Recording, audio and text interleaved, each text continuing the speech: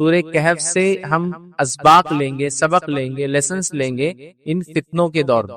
یوں تو قرآن کا ہر سورہ اپنے اندر کچھ نہ کچھ فائدے رکھتا ہے، کچھ نہ کچھ خوبی رکھتا ہے، کچھ نہ کچھ نصیحتیں کرتا ہے، کچھ نہ کچھ واعظ کرتا ہے۔ ہر جملہ، ہر آیت، ہر لفظ کچھ نہ کچھ قرآن کا اپنے اندر معنی لیے ہوئے، اور بہت کچھ وہ نصیحت انسانیت کے لیے کرتا ہے۔ لیکن یہ بات بھی ہم جانتے ہیں کہ قرآن کی کچھ صورتیں کچھ چیزوں کے معاملے میں مخصوص ہوتی ہے۔ مطلب جہاں جیسے مثال کے طور پر اگر کوئی لے تو قرآن کی آخری چھوٹی چھوٹی صورتیں لے تو وہ حقوق العباد کے تعلق سے، رب العزت کی ربوبیت کے تعلق سے ہے نا، اور سماج کے اندر جو پائے جانے والی برائیوں کے تعلق سے، بھوکوں کو کھانا نہ کھلانے کے تعلق سے ہے نا، یہ تمام چیزوں کے تعلق سے وعید کرتی کہ ایسا مت کرو، ایسا کرو۔ اسی طرح سورہ بقرہ کو لے لے تو کہیں سورہ بقرہ کے اندر منافقوں کی صفت، کافروں کی صفت، اہل کتاب کی برائیاں بیان کی گئی ہے۔ تو ہر سورہ اپنے اندر کچھ نہ کچھ خصوصیتیں لیے ہوئے ہوتا ہے۔ تو ہر سورے میں خصوصیت، لیکن بعض صورتوں کی بعض معاملوں میں، بعض موضوعوں میں، بعض ٹاپک میں زیادہ خصوصیت ہے۔ تو سورۃ الکہف کا معاملہ فتنوں کے معاملے میں اس کی خصوصیت ہے۔ اور یہ بات میں اس لیے کہہ رہا ہوں کہ کسی مسلم کی روایت ہے، نبی اکرم صلی اللہ علیہ وسلم فرماتے ہیں کہ سورۃ الکہف کے تعلق سے، اور روایت کے الفاظ یہ ہیں، جو یاد کرے سورہ کہف کی اول 10 آیتیں وہ دجال کی فتنے سے بچ جاتا ہے۔ مطلب سورۃ الکہف کی پہلی 10 آیتیں جو یاد کر لے وہ فتنہ دجال سے بچ جاتا ہے۔ تو اس سورت کی خصوصیت یہ ہے کہ فتنے سے حفاظت کے لیے یہ سورت یاد رکھیے، اس کی خصوصیت ہے، اسپیشلٹی ہے، سمجھ رہا۔ اور دجال کیسا فتنہ، میں سمجھتا ہوں مجھے کسی کو بھی ایکسپلین کرنے کی، سمجھانے کی ضرورت نہیں ہے۔ یہ ایک ایسا عظیم فتنہ ہے کہ نوح علیہ الصلوۃ والسلام نے، آپ صلی اللہ علیہ وسلم فرماتے ہیں، اپنی قوم کو اس سے ڈرایا۔ حالانکہ وہ آنے والا نہیں ہے ان کے بعد، وہ آنے والا ہے آخری نبی کی امت کے اوپر، نبی اکرم صلی اللہ علیہ وسلم کے بعد، ہے نا۔ لیکن ڈرا رہے کون؟ وقت کے سب سے پہلے رسول ڈرا رہے ہیں۔ کس کو ڈرا رہے ہیں؟ اپنی قوم کو، دجال۔ تو دجال ایسا بڑا فتنہ ہے کہ اس سے پہلے ایسا کوئی فتنہ ہوا نا، اس کے بعد کوئی فتنہ ہوا اتنا بڑا، یہ فتنوں میں سب سے بڑا فتنہ ہے۔ تو جب اس فتنے سے یہ سورت پڑھنے سے کفایت کر جاتی ہے، حفاظت کر لیتی ہے، کافی ہو جاتی ہے، تو باقی دیگر تو چھوٹے چھوٹے ہی ہے، سمجھ رہے ہیں بات۔ تو لہٰذا اس سورت کی خصوصیت یہ ہے، یہ فتنوں سے حفاظت کے لیے۔ سورۃ الکہف کا گہرا تعلق دجال سے اور دیگر قیامت سے پہلے آنے والی فتنوں سے ہے، لیکن وہ ڈیٹیلز میں ہم نہیں جائیں گے آج، چونکہ دجال سے متعلق ہمارا ٹاپک نہیں ہے۔ لیکن سورۃ الکہف کے تعلق سے جو آج میں جو بات رکھا ہوا ہے کہ سورۃ الکہف کے ذریعے ہم فتنوں سے کیسے بچ سکتے ہیں، تو اسباق۔ اور آج میں آپ کو خاص طور سے سورۃ الکہف کے ذریعے دنیا میں پائے جانے والے آج کل کی سب سے بڑے 4 بڑے فتنوں سے حفاظت کیسے کی جا سکتی ہے وہ باتیں میں آپ کو، اور یہ 4 بڑے فتنے 4 واقعات سے ریلیٹڈ ہے جو قرآن نے بیان کیے۔ یہ 4 بڑے فتنے جس سے سورۃ الکہف کیسے ذریعہ بن سکتی ہے ان فتنوں سے حفاظت کے لیے، کیسے سبق لے سکتے ہیں ان فتنوں سے حفاظت کے لیے، تو وہ 4 واقعات ہیں۔ 4 واقعات 4 مختلف جس کو کہیں گے چیزوں کے تعلق سے، اور ان مختلف چیزوں کو اگر ہم دیکھیں اس کا الٹ دیکھیں تو فتنوں کے تعلق سے، تو 4 بڑے فتنوں سے ہم کیسے محفوظ رہ سکتے ہیں اگر سورۃ الکہف کی 4 واقعات کو اگر ہم سمجھ لیتے ہیں۔ تو آئیے سورۃ الکہف سے جو اسباق ہم لیں گے، اور جو فتنوں سے حفاظت یا فتنوں کے دور میں سورۃ الکہف سے جو اسباق لیں گے، اور وہ 4 خاص فتنے جس کے اندر انسان ملوث ہو کے اپنے آپ کو برباد کرتا ہے، دنیا اور آخرت برباد کرتا ہے، وہ چاروں فتنوں کے تعلق سے سورۃ الکہف کیا سبق دیتی ہے، وہ 4 فتنے ہم دیکھیں گے۔ تو پہلا فتنہ جو ہم دیکھیں گے انشاءاللہ جس کے اندر کی کیا سبق ملتا ہے اس فتنے کے اندر، وہ ہے دین اور ایمان کا فتنہ۔ مطلب دین اور ایمان کے معاملے میں آپ فتنے میں پڑ جائے، مشکل میں پڑ جائے، یہ ہم دیکھیں گے، اور اس کے لیے ہم سورۃ الکہف کا واقعہ لیں گے، اصحاب کہف کا واقعہ۔ دوسرا ہم دیکھیں گے انشاءاللہ مال و دولت کا فتنہ، اور اس کے تعلق سے سورۃ الکہف سے ہم سبق حاصل کریں گے وہ 2 باغ والوں کے واقعے سے۔ تیسری نصیحت ہم اس سے لیں گے علم کا فتنہ، اور علم کے فتنے کے معاملے میں ہم اس سے سبق لیں گے موسیٰ علیہ السلام اور خضر علیہ السلام کے واقعے سے۔ اور چوتھا سبق جو ہم لیں گے اس سورت سے آج انشاءاللہ جس وہ ہوں گا عہد کا، منصب کا، عہدے کا، بادشاہت کا فتنہ۔ اور اس معاملے میں ہم جو ذوالقرنین کی زندگی سے جو ہے اس واقعے سے جو سورہ کہف میں اس سے نصیحت اور سبق حاصل کریں گے۔ تو 4 قسم کے فتنے ہم دیکھیں گے، اور چاروں قسم کے فتنے کے اندر ہم جو ہے سورہ کہف کو کیا نصیحت کرتا ہے وہ دیکھیں گے۔ اور یہ 4 بہت بڑے بڑے فتنے ہیں، ایسے بڑے بڑے اور خطرناک فتنے جو انسان کی دین اور دنیا دونوں برباد کر دیتے ہیں، بہت ہی خطرناک فتنے۔ تو اگر سورۃ الکہف سے یہ سبق ہم لے لیں جس کے تعلق سے نبی اکرم صلی اللہ علیہ وسلم نے فرمایا کہ ہر جمعہ سورۃ الکہف کو پڑھنا چاہیے، ہم کو جو نصیحت کی کہ ہر جمعہ جو ہے سورۃ الکہف کو پڑھنا چاہیے، روایت میں فرمایا جو سورۃ الکہف کو پڑھتا ہے تو اس جمعے سے لے کر جو جمعہ اگلا آنے والا ہے اس کے پیچھے نور ثابت۔ سورۃ الکہف کی تلاوت ایک صحابی کر رہے ہیں اور ان کا جانور بدک رہا ہے، ہنہنا رہا ہے، تو انہیں ڈر لگ رہا ہے کہیں وہ زیادہ بد کے اور ہنائے، بڑا ہوتا ہے نا ڈر جاتا ہے۔ آپ گھبرا کے جلدی سے اپنا تلاوت ختم کرتے ہیں، آسمان کی طرف دیکھتے ہیں تو ایک بادل، نبی اکرم صلی اللہ علیہ وسلم مجلس میں جا کے خدمت جا کے بتاتے ہیں واقعہ، تو آپ نے فرمایا وہ سکینت تھی۔ سورۃ الکہف نور ہے 2 جمعہ کے بیچ میں، سورۃ الکہف کی 10 آیتیں دجال کی فتنے سے حفاظت کا ذریعہ جو کہ زمین و آسمان جب سے بنے اس کا سب سے بڑا فتنہ ہونے والا ہے. یہ فتنہ کیا ہے اگر دیکھنا ہے تو میرا تفصیلی عنوان دجال کا خروج جو ہے وہ آپ ضرور دیکھیں. یہ عنوان میں نے بہت ڈیٹیل میں اس فتنے کو لیا, ٹھیک ہے, تو اس کا ہے. اسی طرح سورۃ الکہف کی 10 آیتیں دجال کے فتنے سے حفاظت ہے. تو پتہ چلا یہ سورت کی خصوصیت ہے, سب سے بڑے فتنے اور فتنوں سے انسان اس سے بچ سکتا اگر اس سورت کو پڑھے, اس کو سمجھے. چلیے آئیے, جو میں 4 ٹاپکس آپ کے سامنے رکھوں گا, جو 4 فتنے رکھوں گا اور سورۃ الکہف کیسے سبق دیتی رکھوں گا, اس چاروں کے اندر انشاءاللہ جس میں 3 پوائنٹس آپ کے سامنے رکھوں گا اور 3 پوائنٹس میں ایکسپلین کرنے کی کوشش کروں گا کہ یہ فتنے میں سورۃ الکہف سے یہ 3 سبق ملے اور یہ فتنے میں سورۃ الکہف سے یہ 3 سبق ملیں گے. تو ہر فتنے کو لیں گے اور اس سے سورۃ الکہف سے 3 سبق لیں گے. لیکن یہ بات میں وضاحت کر دوں اور پہلے بتا دوں, یہ 3 اسباق ہی سے یا یہ 4 سبق ہی سورت سے نہیں ملتے, کئی سبق ہیں بھائی اس سورت کے اندر. تو میں نے سیلیکٹیولی 4 واقعات کو چنا اور 4 فتنوں کا رد میں یا اس سے سبق یا نصیحت میں بتا رہا ہوں. لیکن قرآن کی صورتوں کو آپ پڑھتے چلے جائیے. قرآن ایک سمندر ہے, یاد رکھیے, اور سمندر کے اندر علماء لکھتے ہیں جیسے سمندر سے ہر کسی کو کچھ نہ کچھ فائدہ ہے. کچھ لوگ سمندر کے اطراف میں گھوم کے پھر کے اس کی ٹھنڈی ہوا کا فائدہ اٹھاتے ہیں, کچھ لوگ سمندر کے اندر تیر کر اس کا فائدہ اٹھاتے ہیں, کچھ لوگ سمندر میں صرف تیر کے نہیں اس میں غوطہ لگا کے اس کے ڈیپتھ پہ جا کے فائدہ اٹھاتے ہیں, اور کچھ لوگ اس کی گہرائیوں میں جا کر اس کے اندر کی خزانے تلاش کر کے لاتے ہیں. سمجھ رہے؟ تو لہٰذا بہت اسباق ہے. میں نے کہا نا ہر آیت اور ہر لفظ ایک سبق لیے ہوئے, بٹ اتنا ٹائم تو ہمارے پاس نہیں ہے کہ ہم پوروں کو دیکھیں. تو ہم موٹے موٹے 4 اسباق 4 فتنوں میں نصیحت حاصل کریں. اور میں نے جیسا کہا یہ ایسے 4 بڑے فتنے ہیں جو دین اور دنیا کو برباد کرنے کے لیے کافی. ایمان کا فتنہ, کوئی ایمان میں فتنے میں پڑ جائے تو دنیا اور آخرت خراب. اسی طرح ہم دیکھتے ہیں مال و دولت کا فتنہ جس نے اکثریت کو ہم کو جو برباد کر رکھا ہے. تیسرا ہم دیکھیں علم کا فتنہ جس نے ہم کو کبھی کبھار تکبر میں ڈال دیا ہے. آج انسانیت یہ سمجھتی ہے کہ ہم علم سائنس ٹیکنالوجی میں اتنے آگے بڑھ گئے کہ ہم سے پہلے کوئی نہیں تھا, اور نعوذ باللہ ہم اب خدا سے بھی, رب سے بھی, کریٹر سے بھی آگے جا چکے ہیں. وہ ایسا سوچ رہے کیا ایسا ہو سکتا ہے کہ نعوذ باللہ بنانے والا ایسا کر سکتا ہے. یہ تو ہماری خصوصیت.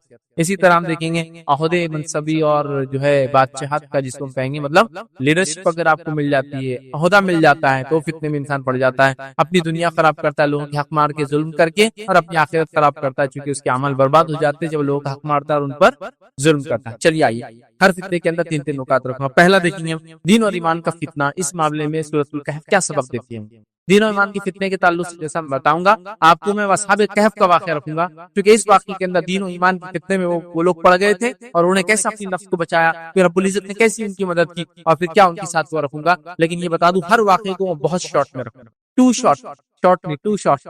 وجہ یہ کہ اگر سورۃ الکہف کے واقعات کی اگر ہم دیکھنا شروع کر دیں, اتنے پیارے پیارے, اتنے بہترین, اتنے نصیحت والے یہ واقعات ہیں جس کی کوئی انتہا نہیں. اصحاب کہف اتنا انٹرسٹنگ واقعہ ہے جس کی کوئی انتہا نہیں یاد رکھی, اور اتنے نصیحتیں اس میں نصائح جس کو کہیں گے موجود ہے. ہر واقعہ ایسی ہے, لیکن میں شارٹ نہیں, بہت شارٹ. کسی کو تفصیلات میں جانا ہے تو سورۃ الکہف کو اٹھائے, جہاں ہر جمعہ ہم اس کی تلاوت کرتے ہیں. اگر نہیں کرتے تو شروع کر دیں, اور اگر تلاوت کرتے ہیں تو ہر جمعہ کوشش کرے کہ ترجمہ بھی اس کا پڑھنا شروع کر دیں. ٹھیک ہے, تو بہرحال آپ کو ڈیٹیل سے واقعے سننے کو ملیں گے, میں بہت شارٹ. چلیے آئیے اصحاب کہف کا واقعہ کیا ہے. اصحاب کہف کا واقعہ بہت سرسری طور سے شارٹ میں یہ ہے کہ چند نوجوان تھے جن کی تعداد اللہ ہی بہتر جانتا ہے کہ وہ 9 تھے اور اس سے زائد کتنے تھے اور اس سے کم کتنے, ٹھیک ہے, لیکن مختلف اقوال ملتے ہیں. تو وہ اصحاب کہف میں ہوا یہ کہ چند نوجوان تھے جو ایمان لائے تھے. روایتوں کے مطابق آتا ہے کہ یہ روم کے کسی شہر, جو کہ اس زمانے میں یہ شہر ترکی کے اندر کوئی شہر ہوا کرتا تھا, واللہ عالم, کیونکہ ساری چیزیں اننون ہیں, کوئی فیکٹس ہمارے سامنے نہیں ہے. اللہ نے واقعے کو بیان کیا, ہم اس پر ایمان لاتے ہیں, ٹھیک ہے, لیکن بتایا جاتا ہے, روایتوں میں آتا ہے صحابہ کے, تابعین کے, تبع تابعین کے اقوال ہے بہرحال مفسر. تو ترکی کا کوئی شہر تھا جو اس زمانے میں رومی حکومت کا حصہ ہوا کرتا تھا, ٹھیک ہے, اور اس کے اندر چند نوجوان تھے جو ایمان لائے تھے. روایتوں میں کہا جاتا ہے کہ اس زمانے کا جو بادشاہ تھا اس کا نام ڈیسیس تھا, ڈیسیس, یا اس کو عربی میں کہتے ہیں دقیانوس, ٹھیک ہے, اور اسی سے لفظ اردو میں دقیانوس آتا ہے جو پرانے خیال کا ہوتا اور اپنے آپ کو بدلنا نہیں چاہتا, ٹھیک. تو کنگ ڈیسیس وہ ایک بادشاہ ہوا کرتا تھا اور اس کا ایک زمانہ تھا, اور وہ اپنے آپ کو الہ اور معبود اور پتہ نہیں کیا کیا سمجھتا تھا. اور روایتوں کے مطابق جو بات سمجھ میں آتی ہے واقعہ عیسائیت سے پہلے کا ہے. مطلب یہ لوگ جب یہودیت, مطلب اسلام تھا, لیکن جب ان لوگوں نے اپنے آپ کو اب یہود کہہ دیا, تو یہ اس زمانے کا بات ہے. موسیٰ علیہ السلام کی شریعت اس زمانے میں رہی ہوں گی, اور بادشاہ جو تھا وہ جو ہے رومی بادشاہ تھا. تو اس کا مذہب جو بھی ان کے زمانے میں ان کا میتھیکل ریلیجن ہوتا ہے, مائتھولوجیکل ہوتا ہے, خاص جو بہرحال مذہب ہوتا ہے, اس ٹائپ کا اس کو کوئی مذہب رہا ہوگا بہرحال.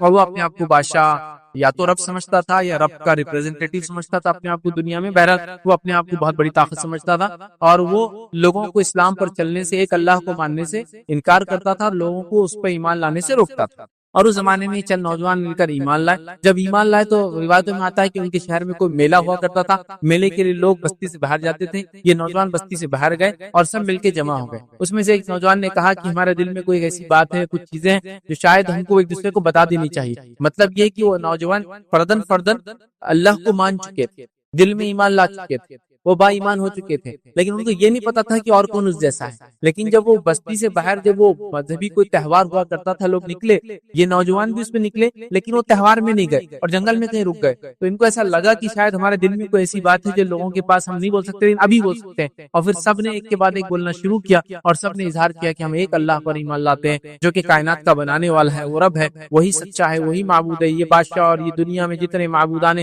لوگوں نے پتھر مٹی دیگر چیزوں کے بنائے ہیں، سب باطل ہیں. جب انہوں نے ایک دوسرے کے سامنے اظہار کیا، جب اظہار کیا تو ان کو لگا رہے ہم آپ اکیلے نہیں ہیں، وی آر اے کمیونٹی، ایک ٹیم ہے ہم لوگ، ایک وفد ہے، ایک جو ہے چھوٹی سی ٹکڑی اور جماعت ہے. اور انہوں نے اپنے آپ کو ایکسپلین کیا. اور ان کے ساتھ ایک کتا بھی تھا، یاد رکھیے، وہ ہو سکتا ہے شکاری کتا رہا ہو. شکار کے لیے جنگلوں میں لوگ جاتے تھے، حفاظت کے لیے استعمال کرتے تھے، بھیڑیوں سے بچنے کے لیے، اسی طرح ریچھ وغیرہ سے بچنے کے لیے. تو ان کے ساتھ ایک کتا بھی تھا، یاد رکھیے. اب وہ سفر میں جب گئے، جب لوگوں سے اظہار کیا، لوگ پتا چلا کہ وہ سب ایمان والے، لیکن ان کو ڈر ہوا کہ اب ایمان کے تعلق سے کیا کریں. وہ لوگ وقت کے بادشاہ کے پاس گئے، انہوں نے اس کو دعوت دی. اب یہ بادشاہ تھا یا اس علاقے کا گورنر تھا، واللہ عالم، جو بھی تھا ذمہ دار، اس کو دعوت دی. دعوت دینے کے بعد اس نے کہا کہ تم اپنے آپ کو سدھار لو، اپنی اصلاح کر لو، ایک رب کو ماننا چھوڑ دو، ورنہ تمہارے ساتھ برا انجام ہوگا. اور میں تمہیں تھوڑی سی مہلت دیتا ہوں، اپنے آپ کو سدھار لو اور واپس آ کے جو عقیدے پہ ساری دنیا اور جس پر میں ہوں اس پر ایمان لاؤ. اب یہ نوجوان وہاں سے نکلے، تھوڑا جو مہلت ملی تھی انہوں نے مہلت کو غنیمت جانا اور سوچا بستی سے ہم نکل جاتے ہیں. اور بستی سے نکل کر یہ دور چلے گئے. جنگل میں جانے کے بعد سوچا کیا کرے، وقت کا بادشاہ تو یہ کرے گا، نہیں مانے تو مار دیں گا. پھر یہ تو ہم کو غنیمت مہلت ملی، رب العزت نے دے دی کہ اس نے یہ کہا کہ تم اپنے آپ کو سدھار لو، ون چانس، ایک چانس میں تم کو دیتا ہوں. کیونکہ نوجوان، کچھ لوگوں نے لکھا کہ ان کو اس لیے نہیں مارا گیا، اور عام آدمی ہوتے تو مار دیے جاتے. یہ سرداروں کے بیٹے تھے، لیڈرز کے بچے تھے، مطلب جیسا کہ کنگ کے پاس جو وزیر وغیرہ، واللہ اعلم، بہرحال اس نے نہیں مارا، ایک مہلت. یہ لوگ بستی سے نکلے، اب سوچا کیا کریں گے، اور سوچا کہ چلو گفا میں جا کے بیٹھ جاتے. ایک گفا دیکھی، گفا میں جا کے بیٹھ گئے. اور بیٹھنے کے بعد اللہ رب العزت نے کہا کہ اللہ رب العزت نے ان کے کان بند کر دی اور ان پر نیند طاری ہو گئی. اور اس کے بعد سو گئے، لیکن کھلی آنکھ کے ساتھ سوئے. کھلی آنکھ کے ساتھ سوئے مطلب اللہ نے ان کے دین و ایمان کو بچانا سوچا، اور بچانے کا یہی طریقہ تھا کہ اس زمانے کو گزرنے دیا جائے. اور اس زمانے کے لوگوں کا عقیدہ یہ بھی تھا کہ دوبارہ تو انسان اٹھنے والے نہیں ہے، یاد رکھیے. لہٰذا ان کو سلا دیا گیا، اور سلایا ایسا گیا کہ ان کا کتا جو ہے چوکھٹ پہ بیٹھا تھا، مطلب باہر بیٹھا تھا گفا، ایسا بیٹھا جیسے شکاری کتے بیٹھتے ہیں. اور یہ لوگ جو اندر سوئے تھے تو پلٹتے بھی تھے، سورج نکلتا اور ڈوبتا بھی تھا. اور یہ لوگ الٹ پلٹ بھی ہوتے تھے، ایک جیسے نہیں سوتے تھے کہ زمین کھا جائے. کروٹیں لینا جس کو کہتے ہیں وہ لیتے تھے. اور خصوصیت یہ تھی کہ ان کی آنکھیں کھلی تھی، یہ آنکھیں بند کر کے نہیں سوئے تھے، آنکھیں کھلی تھی. اس لیے قرآن نے کہا کہ اللہ نے ان کے کانوں پر پردہ ڈال دیا، سن نہیں پاتے تھے کچھ، آنکھیں کھلی تھی کہ اگر دیکھنے والا آ کر دیکھے تو اللہ نے ان کے اندر ایک ہیبت ڈال دی تھی. ہیبت سمجھتے ہیں، خوف ڈال دیا، ڈر ڈال دیتے کہ لوگ ان کو دیکھتے اگر غلطی سے آ بھی گئے پر ہو جاتے، اور کسی کو بتا بھی نہیں پاتے تھے کیا دیکھا، کہاں دیکھا، کیا دیکھا. مطلب اللہ نے حفاظت کی. اور کتے کے تعلق سے علماء لکھتے ہیں اس کو بھی ایسا رکھا کہ وہ بھی جاگتا رہتا تھا، مطلب وہ بھی سویا ہوا تھا، لیکن وہ بھی ایسا ہوتا کہ ایک آنکھ کھلی رکھ کے بیٹھا رہتا، پھر وہ ایک آنکھ بند ہوتی دوسری کھل جاتی. مطلب وہ سو رہے تھے، کانوں پہ پردہ تھا، لیکن لوگوں کو دکھتا تھا وہ جاگ رہے ہیں. کتا بھی ایسا تھا کہ ایک آنکھ کھلی رکھتا، دوسری بند کرتا، دوسری کھلی، آٹومیٹک سسٹم چلتا تھا.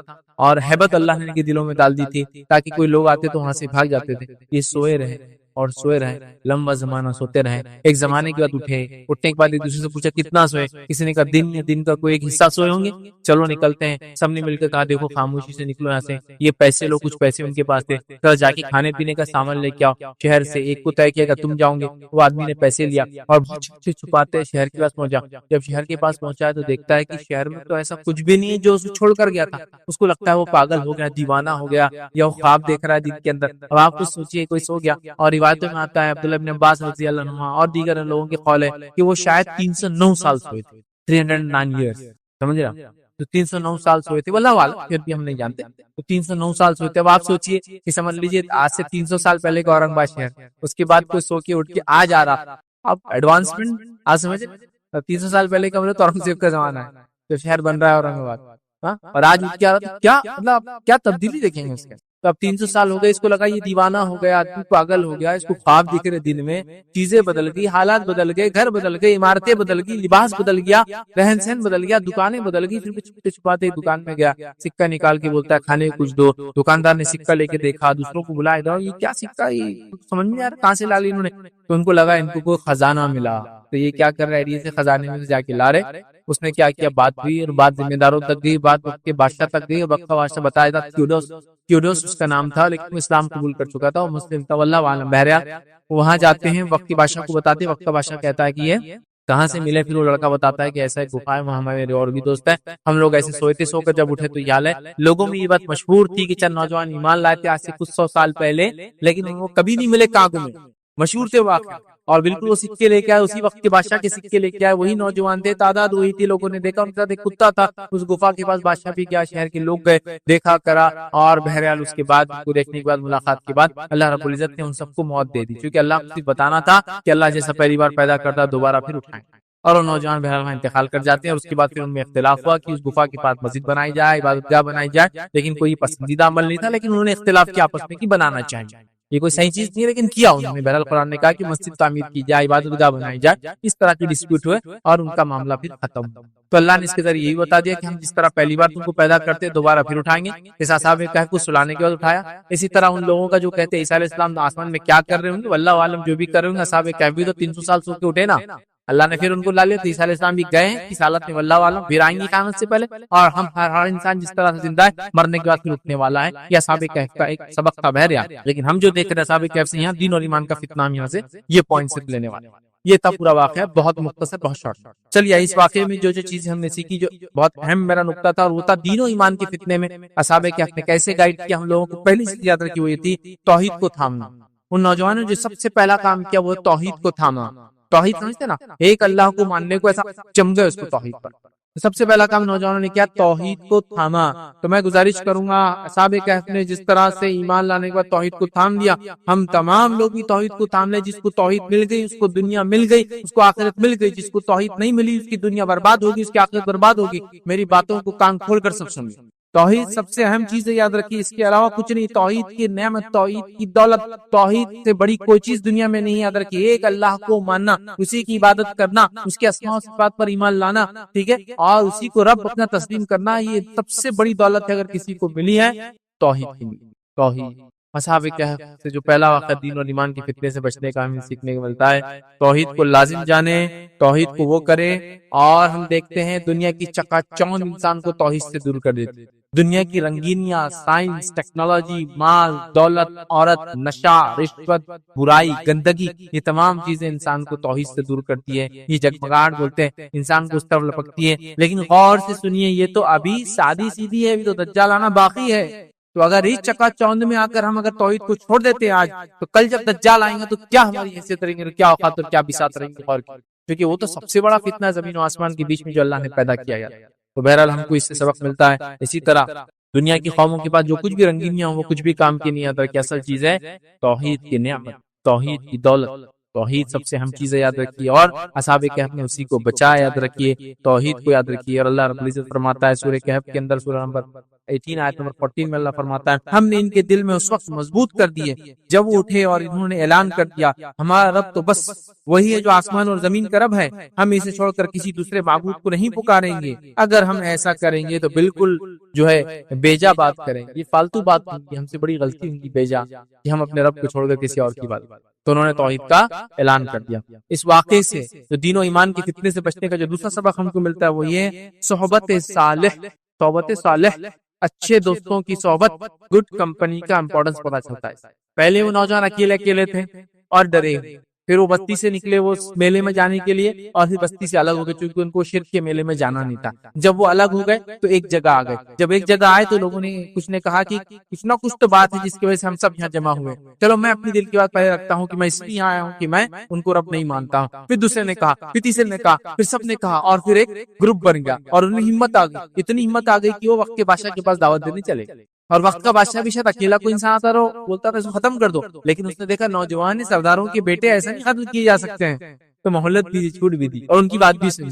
تو اچھی صحبت کا اثر یہاں پتا چلتا ہے، یاد رکھیے. تو فتنے سے بچنے کے لیے ہم خیال لوگوں کا ایک جگہ جمع ہونا توحید پر بڑا ضروری ہے، یا توحید پرستوں کا فتنوں کے زمانے میں ایک ساتھ رہنا بڑا ضروری ہے. اور آج کل ہم اس کی جماعت کی اہمیت، ایک ساتھ رہنے کی اہمیت، یا مسلمانوں کی ایک جگہ رہنے کی اہمیت ہم لوگ بھول چکے ہیں. تو ہمیں اس سبق کو یاد کرنا ہے. اصحاب کہف کیا ہوئے؟ توحید پر تھے، اکیلے اکیلے تھے، پھر جمع ہوئے اور جمع ہو کے ایک طاقت پر، اور وقت کے بادشاہ کو دعوت دی. وہ بھی سوچتے مجبور اور ڈائریکٹ انکار نہیں کر سکتے. سمجھ رہے بات؟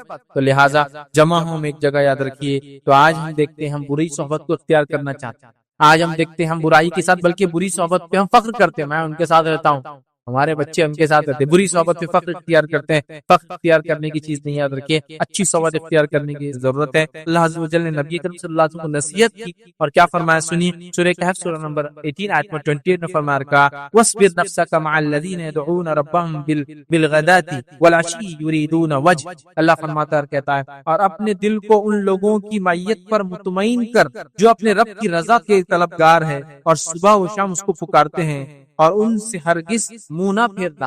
اے نبی، آپ ایسے لوگوں کی صحبت اختیار کیجئے جو صبح اور شام اپنے رب کو پکارتے ہیں. تو اللہ نبی کو وصیت کر رہا ہے، نصیحت کر رہا ہے سورۃ الکہف میں اچھی صحبت کے لیے. اور اصحاب کہف نے بھی اچھی صحبت کو اختیار کیا، اور اچھی صحبت والے سب ایک جگہ جمع ہوئے. نتیجہ کتنا اچھا ہے آپ سب دیکھتے. تو دوسرا سبق ملا اس سے، دین و ایمان کے فتنے کے زمانے میں ہمیں یہ پتا چلتا ہے کہ توحید پرستوں کو ایک جگہ آنا بے حد ضروری ہے. اسی طرح تیسرا سبق جو اس واقعے سے ملتا ہے وہ یہ، ہم کو دین و ایمان کے فتنے سے بچنے کا جو واقعہ بتایا گیا سورہ کہف میں، وہ یہ ملتا ہے دنیاوی مال و متاع کی بجائے آخرت کو ترجیح دینا چاہیے اور ثواب کے کام کرنا. دنیا کو ترجیح دینے کے بدلے آخرت کو ترجیح دے کر دنیا میں وہ کام کرنا چاہیے جو آخرت کو کامیاب کرتے ہیں. اور نوجوانوں نے یہی کیا، انہوں نے اپنی قوم کو چھوڑا دنیا کی، انہوں نے اپنی تجارتوں کو، اپنے کیریئر کو چھوڑا. ارے نوجوان تھے تو کیا نہیں تھا دنیا میں کرنے کو؟ ہوتا ہے نا، آج آپ نوجوان ہیں، دین پر چلنا چاہتے، لوگ بولتے ہیں میاں دھندا پانی کر لے پہلے، پھر دیکھا جائے گا، دین وین سب چلیں.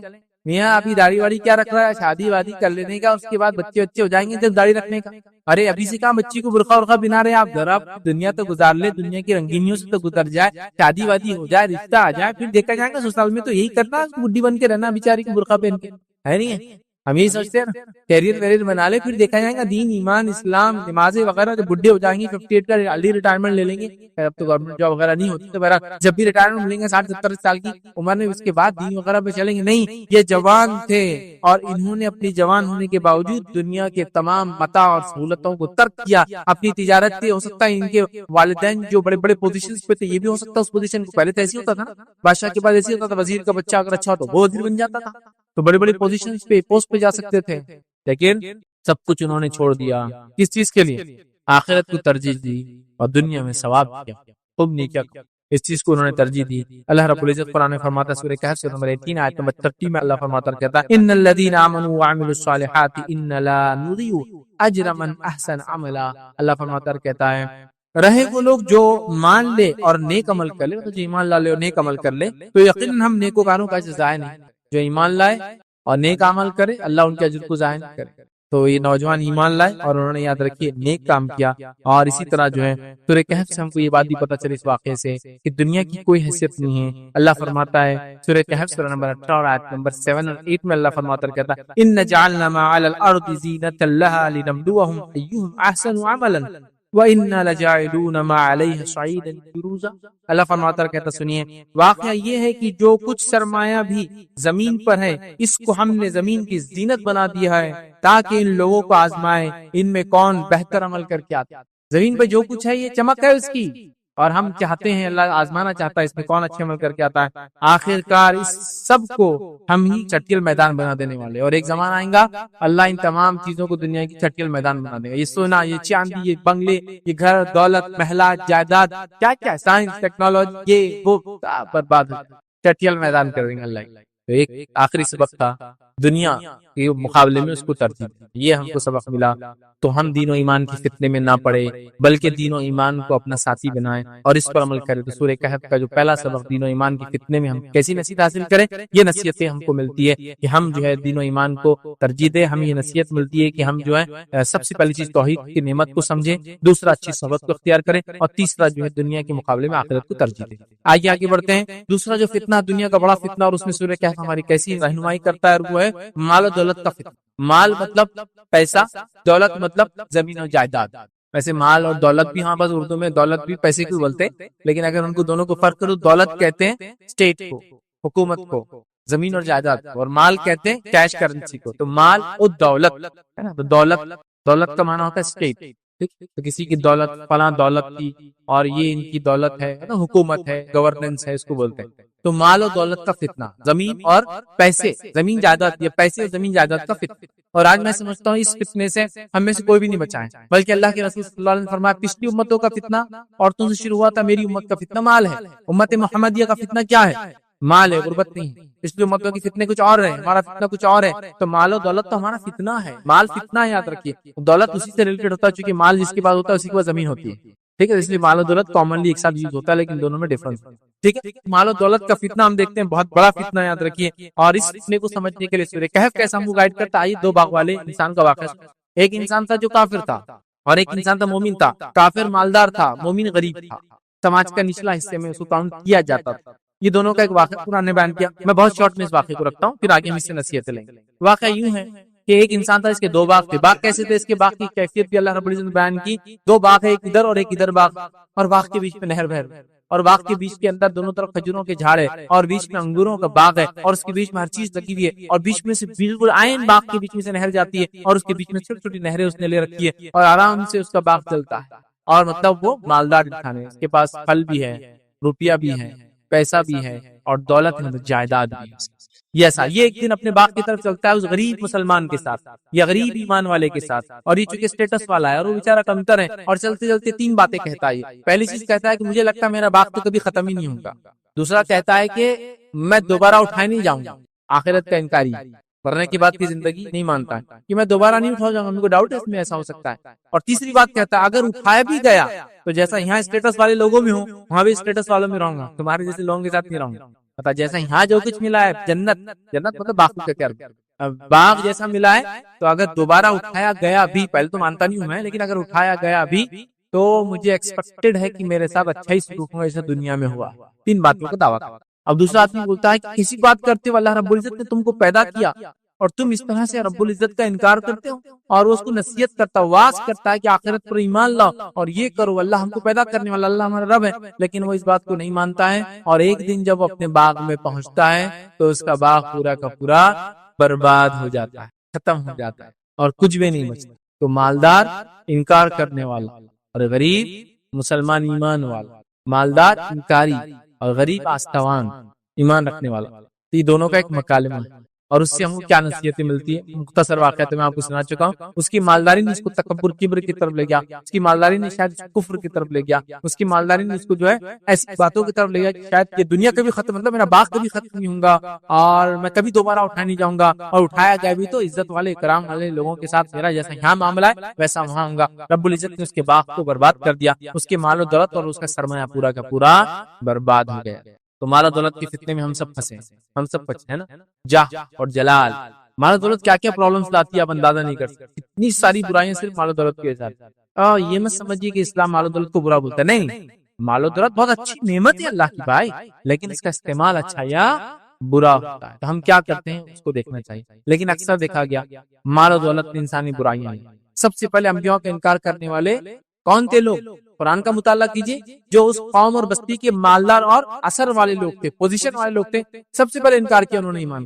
اور ایمان لانے والوں میں سب سے پہلی جماعت کون سی ہوا کرتی؟ غریب لوگوں کی، غلاموں کی، اور سماج میں جو نچلے طبقے تھے وہ سب سے پہلے ایمان. تو میں نے اس لیے کہا کہ مال و دولت کبھی کبھی بہت بگاڑ، بہت بگاڑ، یہاں تک کہ دین و ایمان کا بگاڑ. تو مال و دولت کی فتنے سے ہمیشہ پناہ مانگنا چاہیے. مال و دولت، حلال روزی کی دعا ہمیشہ کرتے رہنا چاہیے. خوب حلال مال کمانا چاہیے، اسے زکات دینا چاہیے، صدقات اور خیرات کرنا چاہیے، لیکن مال کی فتنے سے ہمیشہ پناہ مانگنا چاہیے. تو آئیے کہف کی اس واقعے سے، مال و دولت کے کیسے فتنے سے کیا نصیحتیں ملتی، کیا اسباق ملتے، وہ آپ کے سامنے رکھتا. آئیے، جب اللہ آپ کو دوسروں سے زیادہ نوازے، دوسروں کو کمتر اور حقیر نہیں سمجھنا چاہیے. پہلا نصیحت کیا ملتی ہے؟ اس مالدار انسان کو جو اللہ کا انکار کرتا تھا، آخرت کا انکار کرتا تھا، اللہ نے مال و دولت زیادہ دیا تھا، اس نے اپنے آپ کو تکبر کیا اور اس آدمی کو کیا سمجھا؟ چھوٹا سمجھا. کیا بولا تھا اس نے؟ اگر اٹھایا بھی گیا تو جیسا یہاں ویسا رکھا جاؤں گا. تحقیر نہیں سمجھنا. تو سب سے بڑی نصیحت ہے، جب اللہ دوسروں سے زیادہ آپ کو مال و دولت دے تو کسی کو حقیر نہیں سمجھنا. مال و دولت اللہ کی ایک سمپل ایک نعمت. مسلمانوں میں تو ایک کہاوت مشہور ہے، پیسہ ہاتھ کا میل مانتے ہیں. آیا اور گیا.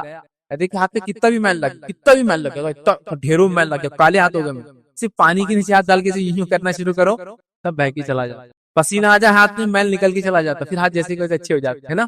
تو میل بھائی آتا اور چلے جائے. یہ اتنا بے وفا ہے کہ کسی کے پاس ٹکا نہیں آج تک. ادھر سے ادھر ایسا چھلانگیں مارتا ٹرانسفر ہوتا. کبھی کبھار دیکھی کی لائف میں آپ کسی کی بادشاہت تو اس کی فقیری بھی دیکھتے. میں مثالیں دینا نہیں چاہتا ہوں، وقت نہیں اتنی مثال، بہت بے وفا. لیکن یہ وہ خطرناک دوست ہے جس کو لوگ بناتے ہیں جو سب سے زیادہ برباد کرتا ہے ہمارا ایمان اور عقیدہ اور تکبر، بڑائی اور کیا کیا یہ برائی لاتا. میرے پاس وقت نہیں بولنے کے، بہت برائی ہے نا. سب سے پہلا کام، میرے پاس مال و دولت ہے، کبھی دوسروں کو حقیر نہیں سمجھا. یہ مالدار انسان نے جو اللہ کا انکار کر رہا تھا، آخرت کا انکار کر رہا تھا، اس نے سمجھا مال و دولت سب کچھ ہے اور ایک ایمان والے کو حقیر سمجھا. آج یہاں پر بہت ہو گیا، جس کے پاس مال و دولت ہے وہ غریب مسلمانوں کو حقیر سمجھتے ہیں، ان کے ساتھ بیٹھنا کھانا، ان کی دعوتوں کو قبول کرنا اس سے برا سمجھتے ہیں. رسک کبھی مت لیجیے، کیونکہ مال ایسا ہاتھ چھوڑ کے جاتا ہے، اتنا بے وفا ہوتا ہے. آپ امیجن، آپ سوچ بھی نہیں سکتے. اگر کسی نے زندگی میں دیکھا ہو تو وہ سمجھ سکتا ہے کتنا بے وفا ہو، کیسے چلا جاتا ہے. آپ نے خوب مال کمایا، جائیداد دی، گورنمنٹ نے بولا جائیداد پہ اسٹے، یہاں کچھ نہیں بن سکتا، یہ فلاں زون ہو گیا، یہ پارک بن گیا، یہ زو بن گیا. کیا کرتے دیکھو کیسا پریشان ہے. آپ نے مال و دولت کمایا، تجارت لگائی، آگ لگ گئی آپ کے بزنس میں. اچانک آگ لگنے کے بعد کیا ہوا؟ پورا بزنس جل گیا، چلے گیا نا مال. کیسا چھوڑا نا. کبھی کوئی سوچ سکتا ہے ایک تاجر جس کا کروڑوں پتی ہے، اس کا تجارت میں وہ ہے، اور اچانک آپ نے مال و دولت جانوروں کی شکل میں خوب بڑا کی، فارم ہاؤس سے اور یہ، اور اچانک بیماری اور پورے جانور مر کے چلے. کیسا تم دوسرے دن کیسا ہوتا نا. آپ نے انویسٹمنٹ کیا بہت زبردست کمپنی میں، ایسی کمپنی جو ٹاپ میں جا رہی تھی دنیا کے اندر، اور اچانک کل کولیپس آ گیا. کیا ہو جاتا؟ آج کا کروڑپتی کل کا بھکاری ہو. ایک ایسا، یہ بہت خطرناک ساتھی ہے، ایسا ساتھ چھوڑتا ہے چٹکی میں. تو بہرحال، تو کسی بھی انسان کو کمتر مت سمجھیے اگر میرے پاس مال، سمجھے آپ. کبھی بھی تکبر نہ آنے دیجیے. اللہ کی نعمت جب اللہ چاہتا دیتا ہے، جب چاہے چھین لیتا ہے. جیسے باغ والوں کو نوازا تھا اللہ تعالیٰ نے، ہے نا. پہلے انسان اس نے کیا کیا یاد رکھیے، نوازنے کے بعد اس نے غلط سلط باتیں کہی، انکار کیا اللہ کا، اور اس کو حقیر سمجھا دوسرے مسلمان کو. اسی طرح جو ہے آج لوگ ساری زندگی کمائی کے لیے کوشش کرتے یاد رکھتے اور اپنا ایک سٹینڈرڈ مینٹین کرتے ہیں، اور اس سٹینڈرڈ کو مینٹین کرنے کے بعد یہ سمجھتے ہیں کہ اس کے علاوہ جو لوگ رہتے وہ حقیر ہے، وہ کمتر ہے، وہ کمزور ہے، وہ بیکار ہے، وہ ناقص ہے، بلکہ کبھی کبھار تو رشتہ رکھنے کے لائق نہیں ہوتے. ارے یار میں تو بہت مالدار ہو گیا لیکن میں بہت ڈپریس ہوں. کیوں؟ میرے رشتہ اتنے غریب ہے یار. میرے ابا کو دیکھو اتنے غریب، میرے اماں کو دیکھو اتنے غریب، میرے بھائیوں کو دیکھو، میرا پورا اسٹیٹس ڈاؤن ہو جا رہا ہے. کیا کروں؟ توڑ دے سب سے رشتہ، توڑ دے. نہ گاؤں جاتا اپنی، نہ ماں باپ کو دیکھتا، نہ بھائیوں کو. اس لیے کہ یار کیسے غریب بھائی بہن کیسے ہو سکتے ہیں میرے؟ کبھی نہیں ہونا چاہیے. ٹھیک ہے، تو اپنا اسٹینڈرڈ مینٹین مت کیجیے، کسی کو حقیر مت سمجھو اسٹینڈرڈ کے چکر میں. ٹھیک. اللہ رب العزت نے سورہ کہف سورہ نمبر 18 آیت میں 34 میں کیا کہا سنیے. وَكَانَ لَهُ ثَمَرٌ فَقَالَ لِصَاحِبِهِ وَهُوَ يُحَاوِرُهُ أَنَا أَكْثَرُ مِنكَ مَالًا وَأَعَزُّ نَفَرًا. اس نے کیا بولا معلوم؟ دیکھیے سنیے، اللہ نے فرمایا ایک دن وہ اپنے ہمسائے سے بات کرتے ہوئے بولا میں تجھ سے زیادہ مالدار ہوں. وہ غریب مسلمان کو دیکھ کے کیا بولا؟ میں تجھ سے زیادہ مالدار ہوں اور تجھ سے زیادہ طاقت یا تجھ سے زیادہ مالدار. اب یہ کافر اور کیا کر رہا دوسرے کو؟ میں تجھ کو اپنے آپ سے مال میں کم سمجھتا ہوں اور میں تجھ سے زیادہ مالدار اور میری طاقت بھی تجھ سے زیادہ. تکبر کیا اس نے؟ کبھی بھی اپنی مالداری کا تکبر نہیں دکھانا، حالانکہ اس کا عقیدہ بھی درست نہیں تھا، وہ کافر بھی. دوسرا سبق جو ہم کو ملتا ہے مال و دولت کے فتنے سے بچنے کا، اس واقعے کے اندر، اس دو باغ والے کے واقعے کے اندر اتنا مال و دولت تھا اس کے پاس. کیا ملتا ہے؟ کوئی آپ کو حقیر سمجھے تو آپ احساس کمتری میں مت مبتلا ہوئیے، بلکہ آپ کے پاس جو نعمت توحید اللہ نے دی اس کا شکر بجا لائیے. جب کوئی آپ کو حقیر سمجھے، جیسا وہ باغ والے نے، دو باغ والے نے دوسرے مسلمان کو، غریب مسلمان کو حقیر سمجھا، تو یہ احساس کمتری میں نہیں پڑا. کہیں بول رہے یار تم کیا، میرا کچھ بھی نہیں ہے. نہیں، حقیر نہیں سمجھا اس نے اپنے آپ کو. جب اس کو دوسرے نے حقیر سمجھا تو احساس کمتری میں نہیں گیا، بلکہ اس کے پاس جو نعمت تھی اس نعمت پہ یہ خوش، اس نعمت پہ یہ مضبوطی سے جم گیا. اور وہ نعمت کیا تھی اس کے پاس؟ توحید کی نعمت. تو مسلمان کے پاس عقیدہ تھا کہ آخرت میں اٹھنے والا. یہ کیا بول رہا تھا؟ دوبارہ نہیں اٹھنے والے. کیا عقیدہ تھا؟ تو اس نے اس پہ شکر ادا کیا. یاد رکھیے اس بات کو، آپ یاد رکھیے. کوئی آپ کو حقیر سمجھے تو آپ اللہ نے جو آپ کو نعمتیں دی اس پہ شکر ادا کیجیے. احساس کمتری مبتلا مت ہوئیے، اس کے ساتھ برا سلوک مت کیجیے اس آدمی کے ساتھ جو کر رہا ہے، بلکہ آپ نعمتوں کا شکر ادا کیجیے اللہ نے دی ہے. کہ اللہ نے مجھے صحت دی ہے، اللہ نے مجھے اچھے بیوی اور بچے دیے ہیں، اللہ رب العزت نے مجھے توحید پر قائم رکھا ہے، اللہ رب العزت نے مجھے حلال روزی کمانے کی توفیق دی ہے، اللہ رب العزت مجھ سے عبادتیں کروا لیتا ہے. یاد رکھیے میں کوشش کرتا ہوں، رب العزت مجھے توفیق دیتا ہے کہ نمازیں پڑھ لیتا ہوں. الحمدللہ میں اس تیری حقارت سے، احساس کمتری، انفینٹی کمپلیکس میں نہیں آنے والا. میں جو نعمت ہے اس پر خوش ہوں، تو خوش ہوئیے اس نعمت پر. اس لیے کہ جب دجال آئیں گا، یاد رکھیے وہ خوب معلوم متا لوگوں کو دیں گے، جو اس پر ایمان لائیں گے اسے خوب لٹائیں گے. لیکن سب سے عظیم دولت اس زمانے میں جو ہوں گی وہ ہوں گی توحید کی دولت. اور ایک نوجوان توحید پرست جس کے پاس دجال آئیں گے، ہاں دجال آئے گا اور کہیں گا مجھ پر ایمان لاتا ہے، وہ کہیں گا نہیں ایمان نہیں لاتا، تو وہ کیا کریں گے بولو آ رہے سے ان کے دو ٹکڑے کریں گے، پھر دجال جڑانے کے بعد بولیں گا کیا مجھ پر ایمان لاتا ہے، دیکھ تجھے مار دیا تھا زندہ کیا، تو وہ کہیں گا اب تو میں اللہ کے رسول صلی اللہ علیہ وسلم جو باتیں بتائی اس پر اور زیادہ ایمان لاتا ہوں، کیونکہ مجھے بتا دیا کہ حدیث میں تو ایسا کرنے والا ہے، میں اور زیادہ ایمان لاتا ہوں۔ پھر دجال تلوار اٹھائیں گا اور اسی گردن میں ماریں گا، اللہ تعالیٰ اس کی گردن کو تانبے کی گردن بنا دے گا، پھر اس نوجوان کو مار نہیں سکتے۔ تو اس دجال کے سامنے بھی جو چیز اس کو بچائیں گی تو اگر کوئی آپ کو حقیر سمجھے، حقیر جانے، تو آپ کو اس کو ریٹیلیٹ نہیں کرنا، اس کو برا نہیں بولنا ہے، آپ کی نعمتیں جو اللہ نے دی اس پر آپ شکر بجا لائیے۔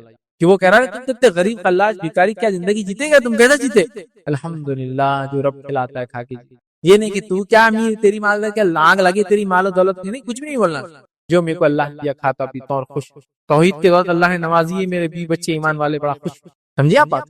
تو بہرحال تو کوئی آپ کو حقیر سمجھے ایسا سے کمتری مت جائیے، جو نعمت اللہ نے خاص توحید وغیرہ اس کا شکر ادا کیجیے، تو اس شخص نے وہ کیا یاد رکھیے۔ اور اللہ رب العزت کیا فرماتا ہے سورہ کہف سورہ نمبر 18 آیت نمبر 37-38 میں اللہ نے کیا فرمایا سنیے، قال له صاحبه وهو يحاوره اكفرت بالذي خلقك من تراب ثم من نطفة ثم سواك رجلا لكن هو الله ربي ولا اشرك بربي احدا۔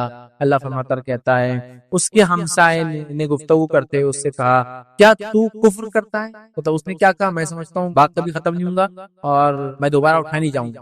تو وہ جو مسلمان تھا غریب، وہ کیا جواب دیتا ہے، وہ کہتا ہے کیا تو کفر کرتا ہے اس ذات سے جس نے تجھے مٹی سے پیدا کیا، پھر نطفے سے پیدا کیا اور تجھے ایک پورا آدمی بنا کر کھڑا کیا، رہا میں تو میرا تو وہی اللہ ہے اور میں اس کے ساتھ کسی کو شریک نہیں کرتا۔ دیکھیں شکر ادا کیا اس نے کیا بولا، میں تو غریب پاتا ہوں، میرے پاس تو طاقت بھی زیادہ ہے، میری تو مال بھی زیادہ ہے، میں یہ سوچتا ہوں کہ دوبارہ نہیں اٹھوں گا، میرا ٹھیک کبھی ختم نہیں ہوگا، اور میں اٹھا بھی دوبارہ تو تم جیسے لوگوں کے سامنے رہوں گا، جیسے یہاں عزت میں تھا وہاں بھی عزت میں رہوں گا۔ تو یہ اپنی جواب میں احساس سے کمتری نہیں آتا ہے، یہ کہتا ہے کہ تو کیسے اللہ کا انکار کر سکتا ہے جبکہ اس نے پیدا کیا اور میں سب کسی کو شریک نہیں کرتا ہوں، اپنی توحید کے اوپر اس نے شکر ادا، توحید پر اس نے شکر ادا کیا۔ تو آپ بھی ایسا کچھ ہو تو شکر ادا کیجیے توحید کے معاملے میں۔ اور متکبر مالدار کو اس واقعے میں نصیحت یہ ملتی ہے، یاد رکھیے وہ یہ ہے کہ اللہ رب العزت فرماتا ہے، سنیے کیا نصیحت ملتی ہے، سورہ کہف سورہ نمبر 18 آیت 39 میں فرماتا ہے، کہتا ہے ولولا اذ دخلت جنتك قلت ما شاء الله لا قوة الا بالله ان تراني انا اقل منك مالا وولدا۔ اللہ فرماتا ہے کہتا ہے کہ اگر آپ متکبر دیکھیں کسی کو جو مال و دولت سے فخر کر رہا ہے تو کیا نصیب کرے، اللہ فرماتا ہے اور جب تو اپنی جنت میں داخل ہوا تو اس غریب مسلمان نے اس مالدار سے کیا کہا، اور جب تو اپنے باغ جنت میں داخل ہوا تھا تو اس وقت تیری زبان سے یہ کیوں نہیں نکلا، کیا کیوں نہیں نکلا، ماشاء اللہ، جیسا اللہ نے چاہا، لا قوت الا باللہ، اللہ کے علاوہ کوئی اور طاقت اور قوت نہیں ہے۔ اگر تو مجھے مال اور اولاد میں اپنے سے کمتر پا رہا ہے، اگر تو مجھے مال اور اولاد میں اپنے سے کمتر پا رہا ہے امیر، تو نے تو کیا کرنا چاہیے تھا، اللہ کا اور شکر ادا کر کے یہ کہنا چاہیے تھا، یہ نہیں بولنا تھا باغ کبھی ختم نہیں ہوگا، یہ بولنا چاہیے تھا ماشاء اللہ لا قوت الا باللہ، یہ کہنا چاہیے۔ اس سے پتہ چلا کہ مالدار متکبر کو نصیحت کی گئی، کیا نصیحت کی گئی، یہ نصیحت ہے کہ وہ شکر ادا کرے جو نعمت اللہ نے۔ تیسری نصیحت کیا ملتی ہے اس واقعے سے ہم لوگوں کو سیکھنے کا، سورہ کہف کے اس واقعے سے تیسری نصیحت یہ ہے کہ غرور کا انجام کیا ہوتا ہے، زوال نعمت دنیا میں اور آخرت میں آگ کا عذاب۔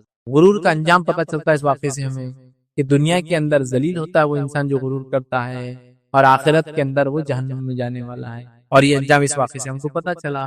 کیا ہوا، مغرور انسان جو تکبر کے ساتھ بول رہا ہے میں تیرے سے مال میں زیادہ ہوں، دولت میں زیادہ ہوں، عزت والا ہوں، اور میں سمجھتا ہوں باغ کبھی ختم نہیں ہوگا، اور میں سمجھتا ہوں آخرت کبھی نہیں قائم ہوگی، میں دوبارہ نہیں اٹھنے والا، اور میں سمجھتا ہوں اٹھا بھی تو اچھا میرا نہ لوں گا، اس کا انجام کیا وہ سن لیجیے۔ اللہ رب العزت کیا فرماتا ہے قرآن کے اندر، اسی سورت کے اندر سورہ کہف سورہ نمبر 18 آیت 42 میں اللہ نے فرمایا وَأُحِيطَ بِثَمَرِهِ فَأَصْبَحَ يُقَلِّبُ كَفَّيْهِ عَلَى مَا أَنفَقَ فِيهَا وَهِيَ خَاوِيَةٌ عَلَى عُرُوشِهَا وَيَقُولُ يَا لَيْتَنِي لَمْ أُشْرِكْ بِرَبِّي أَحَدًا۔ اللہ فرماتا ہے اور اس کے سارے پھل گھیر لیے گئے۔ اب وہ باغ کا حال کیا ہوا جب اس نے تکبر کیا، اللہ نے پورے پھلوں کو اس کے برباد گھیر دیے گئے، بس وہ اپنے اس خرچ پر جو اس نے اس میں کیا تھا اپنے ہاتھ ملنے لگا، اور وہ باغ تو اوندھا الٹا پڑا تھا، ایسا بھور آیا، بونڈر، سائیکلون، ٹائکون جو بھی بہرحال تھا وہ آیا، پورے اس کے کھیتی کو پھلوں سے الٹا کر دیا۔ آپ دیکھیے جھاڑ میں اچھے جام، اچھے آم،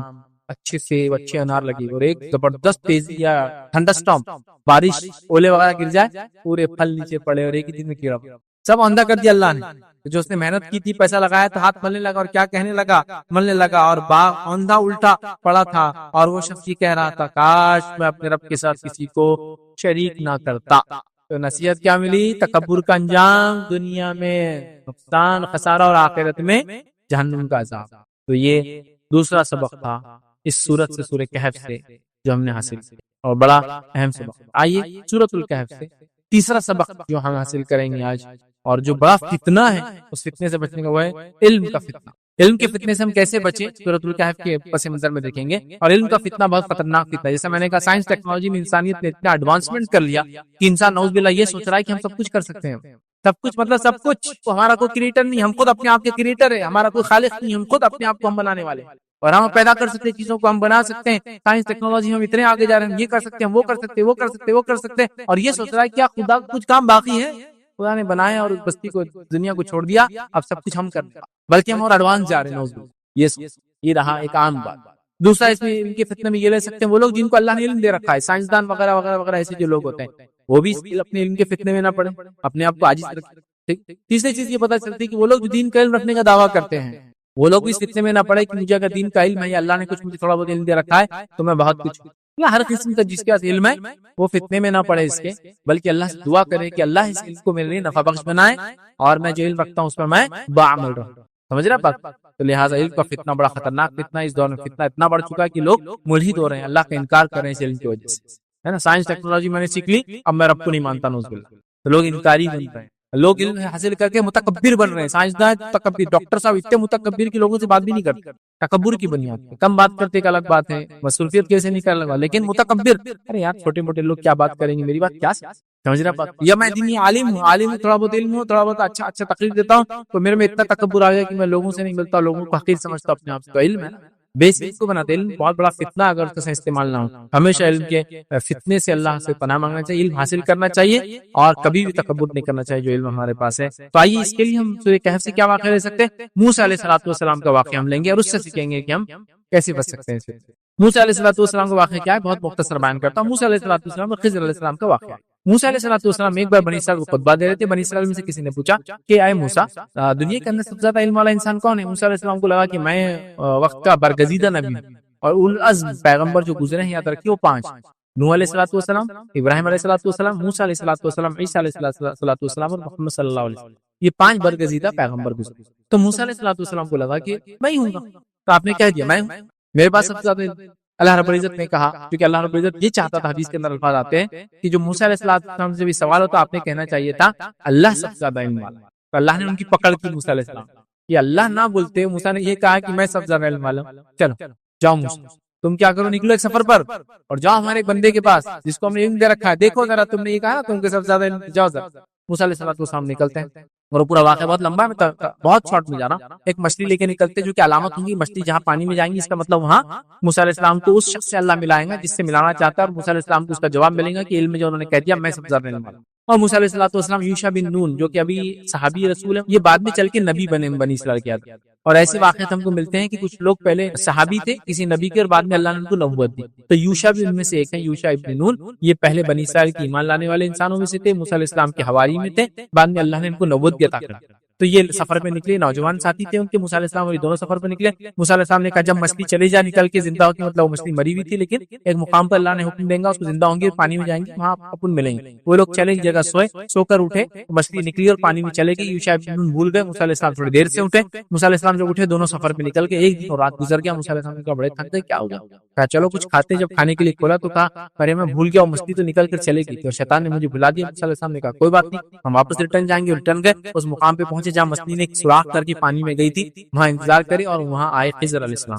خضر علیہ السلام سے موسیٰ علیہ السلام کی ملاقات ہوئی، اور خضر علیہ السلام اور موسیٰ علیہ السلام نکلے، اس نہر کے کنارے سے چلے، ایک کشتی دکھی، کشتی کو ہاتھ بتایا گیا، لوگوں نے پہچان لیا یہ خضر ہے، اور خضر کا احترام کرتے چونکہ وہ نون تھے اس علاقے کے اندر، شاید کہا کہ آپ آئیے اور بغیر پیسے کے سفر کیجیے کشتی میں۔ وہ بغیر پیسے کے سفر کرنے کشتی میں بیٹھے، کشتی چلے چلے ایک مقام تک پہنچی، اور خضر علیہ السلام نے کشتی کا ایک تختہ نکالا، خاموشی میں لوگ جب نہیں دیکھ رہے تھے، اور توڑ، اور موسیٰ علیہ السلام کو پہلے بتا دیا تھا میرے ساتھ چلوں گے تو خاموش رہنا تمہارا کام ہے، اور جب میں بتانا چاہوں گا تب میں بتاؤں گا میں نے کیوں کیا۔ لیکن موسیٰ علیہ السلام کو تاب نہیں ہے، ایک آدمی آپ کو فری رائڈ دے رہا ہے، کشتی میں فری بٹھایا، اور تم کشتی تم نے توڑ دیا، اس کو خراب کر دیا، امیزنگ، عجیب کی بات۔ اور اسی دوران جو توڑنے سے پہلے ایک واقعہ یہ ہوا روایت کے اندر آتا ہے کہ خضر علیہ السلام موسیٰ علیہ السلام کھڑے تھے، ایک چڑیا آئی اور چڑیا آ کے اس کشتی کے اوپر بیٹھی اور اس نہر میں سے پانی پیا، یا اس دریا تھی بڑی، پانی پیا. تو خضر علیہ السلام نے کہا موسیٰ یہ چڑیا کیا بتا رہی ہے معلوم ہے آپ کو؟ تو موسیٰ علیہ السلام نے کہا کیا؟ تو یہ بتا رہی ہے کہ جتنا پانی میں نے اپنے چونچ میں لیا، جتنا پانی میں نے اپنے چونچ میں لیا، اتنا ہی تیرا اور میرا ملا کر اللہ کے علم کے مقابلے میں، اللہ کے علم سمندر جیسا ہے. اور جیسا چڑیا نے سمندر میں سے ایک گھٹ، چڑیا کا گھٹ کیا ہوتا تو صرف کتنے ایم ایل کا سپ پیوں گی اسے پتا نہیں، 1 ml 2 ml ہے نا، اتنا سا سپ لیتی چڑیا، چھوٹا چھوٹا پانی. تو کہا موسیٰ علیہ السلام سے کہ جو چڑیا نے پانی پیا، یہ چڑیا بتا رہی ہے کہ اللہ کے علم کے مقابلے ہمارا علم صرف اتنا ہے، جیسا اللہ کے علم سمندر ہے تو چڑیا نے جو پانی پیا نا اتنا تیرا اور میرا علم. پھر بارے وہ آگے چلی، انہوں نے توڑ دیا اس کا وہ موسیٰ علیہ السلام کو وہ نہیں، آپ نے پوچھ لیا.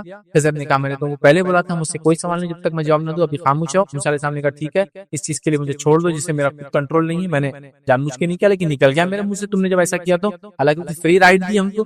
بہرحال انہوں نے کہا چلو آگے چلے تو ایک بچہ ملا، خضر علیہ السلام نے اس کو قتل کر دیا. موسیٰ علیہ السلام نے کہا یہ تو بہت ہو گیا، ٹو مچ، ایک جان لے لی تم نے بغیر کسی عذر کے. خضر نے کہا دیکھو میں نے تم سے پہلے ہی کہا تھا ساتھ چلنا، تو خاموش رہنا. کہا ٹھیک ہے میں خاموش رہنے کی کوشش کروں گا. آگے بڑھے تو ایک بستی میں گئے، بستی میں جا کے کھانا مانگا، بستی والوں نے کھانا نہیں دیا. تو وہاں ایک دیوار پہ گرنے پہ ٹیڑھی ہو گئی، تو خضر علیہ السلام نے دیوار کو سیدھی کر دیا. موسیٰ علیہ السلام نے کہا خضر انہوں نے ہم کو کھانا نہیں دیا اور تم ان کے بستی میں گرتی ہوئی دیوار کو سیدھا کرو. خضر علیہ السلام نے کہا کہ بس بھائی اب یہ الگ ہونے کا ٹائم آ گیا. میں نے آپ سے کہا تھا جب تک میں نہ بولوں آپ مجھ سے کوئی کوشچن نہیں کریں گے، اور آپ لگاتار ہر اس پہ میرے سے کوشچن.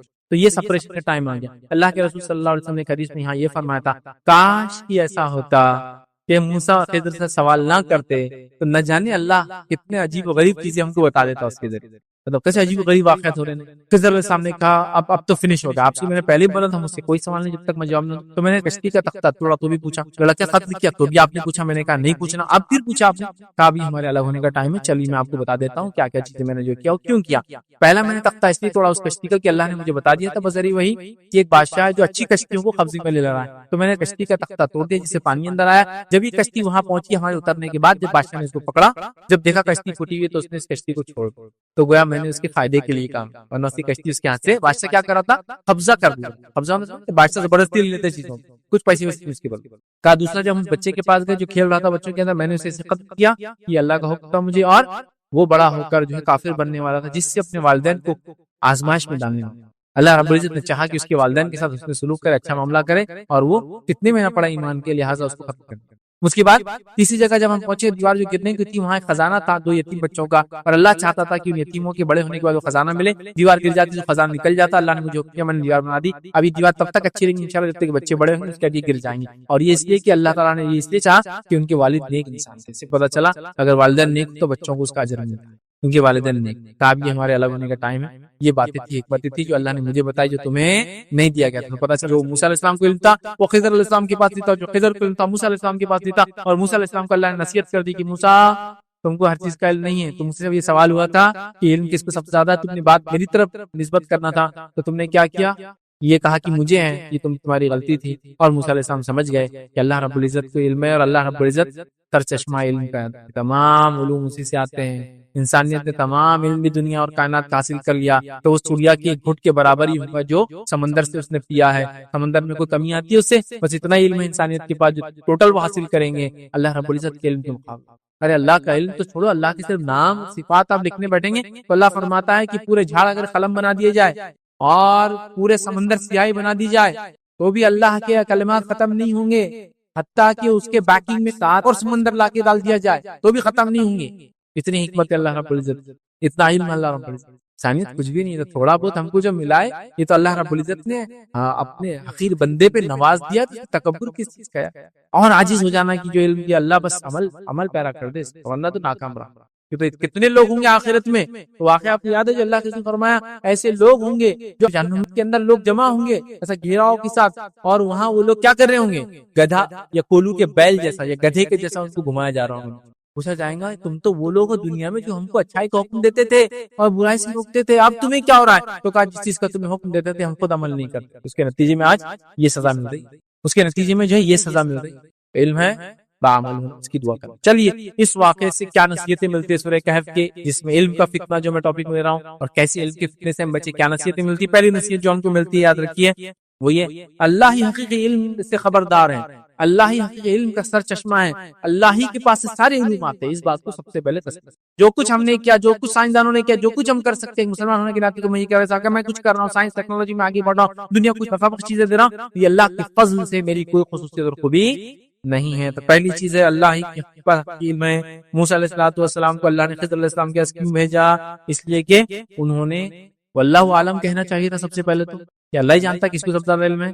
وہ نہیں کہا اور اس کا کہہ دیا میں نے، میرے نے. اور اللہ نے کی پکڑ کی کہ موسیٰ کا کام تھا یہ کہنا کہ اللہ کو سب سے زیادہ. ٹھیک ہے، تو سب سے پہلی چیز ہے. دوسرا، لوگ اللہ کے علم و حکمت سے زیادہ آج کل کفاروں کے علم حکمت چال بازیوں کے تعلق سے پریشان رہتے ہیں.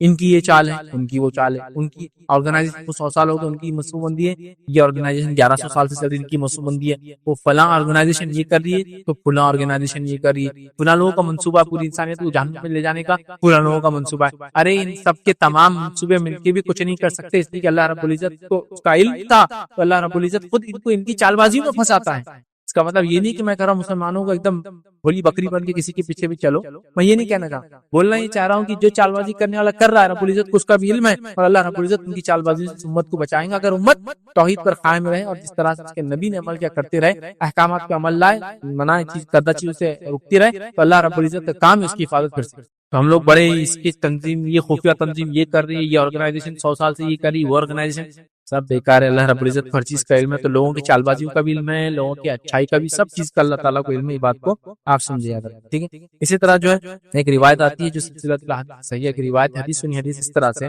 نبی اکرم صلی اللہ علیہ وسلم فرمایا جب موسیٰ علیہ السلام کی خضر علیہ السلام سے ملاقات ہوئی تو ایک پرندہ آیا، وہ جو واقعہ میں رکھتا، اور اس نے پانی اپنے چونچ میں بھر لیا. خضر علیہ السلام نے موسیٰ علیہ السلام سے کہا کیا تجھے علم ہے یہ پرندہ کیا کہنا چاہتا ہے؟ انہوں نے کہا یہ کیا کہنا چاہتا ہے؟ خضر علیہ السلام نے کہا مجھے کہہ رہا ہے کہ تیرا اور موسیٰ کا علم اللہ تعالیٰ کے علم کے مقابلے میں اتنا ہی ہے جتنا سمندر کے مقابلے میں میری چونچ میں آنے والا پانی. تو اللہ رب العزت کی ذات اصل ہے. جب یہ پورے اتنے برگزیدہ نبیوں کا علم ایک چونچ میں پانی کے ہوتا ہے، تو یہ تنظیموں کا، یہ شر پسند لوگوں کا، یہ شیطان کی پیروکاروں کی چالوں کی کیا اوقات ہے ایسے. پر میں نہیں کہہ رہا ہوں معصوم بکری بن کے چلے، میرا بولنے کا مقصد یہ ہے ہم اللہ پہ توکل کریں، ایمان لائے جیسے لانے کا حق ہے، اللہ رب العزت ہماری حفاظت کرے. دوسرا، ہم اس واقعے سے کیا نصیحت سیکھتے اور علم کے فتنے سے ہم کیسے بچ سکتے ہیں اس واقعے سے، وہ یہ واقعات کے پیچھے موجودہ اللہ کی عظیم حکمتوں کو ہم سمجھیں. جو چیز زندگی میرے اور آپ کے ساتھ ہوتی ہے مجھے اس کا علم نہیں ہوتا ہے، لیکن اللہ کی عظیم حکمت کو ہم ذہن میں رکھیں کہ اللہ نے کچھ نہ کچھ حکمت سے ہی کام میرے ساتھ کروایا ہے. اور روایتوں میں الفاظ آتا ہے کہ کوئی کام مومن کے ساتھ نہیں ہوتا مگر یہ کہ اس کے لیے نفع بخش ہوتا ہے. جیسا کشتی میں سوراخ کر دی، تختہ توڑ دیا خاموشی میں، خضر علیہ السلام ہے نا.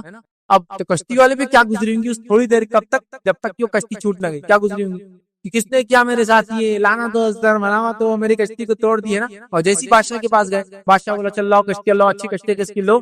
جب ٹوٹی ہوئی کشتی لے کر چھوڑ دیا تو ہاں چچ ہوا، بہت اچھا ہوا جو ٹوٹا ہے نا. کتنے جلدی انٹینشنز کیسے بدلتے ہم لوگ. ہم یہ سوچ لیں اللہ کی عظیم حکمت ہے، اللہ کا گریٹر پلان ہے. میں راستے جانو گر گیا اور پیر ٹوٹ گیا، اور ابھی تو میری ریس، ابھی تو میرے گیمز تھے، ابھی تو میرا سپورٹس تھا، ابھی تو میرے کو ہیلتھ کی ضرورت تھی، ابھی تو بزنس ٹائم تھا، ابھی تو سیزن تھا، ابھی تو کھیتی کا ٹائم تھا، ابھی تو یہ تھا. ویٹ رک جاؤ. سمجھ حکمت ہے اس کے پیچھے رب العزت کی. ہو سکتا ہے یہ ٹوٹنا اور تمہارا آرام کرنا تمہارے لیے خیر کا سبب. ایک صاحب ایک بار بتانے لگے ان کو پیرالسس فالج لقوا مار گیا ہے نا، سن ہونا تھا، ہاف باڈی پیر. اب اتنے پریشان ہو کے پیرالسس ہو گئے، اتنے پریشان ہو گئے جسی کو امتحان.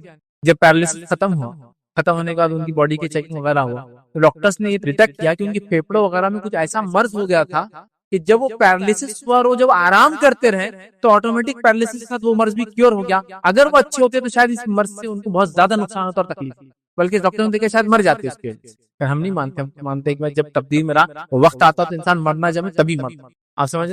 تو اللہ نے ایک پیرالسس کے ذریعے دوسرا ٹریٹمنٹ کر دیا اس آدمی کا. جو مومن کے ساتھ ہوتا ہے اللہ کے بڑے منصوبے کو ذہن میں ہمیشہ رکھ.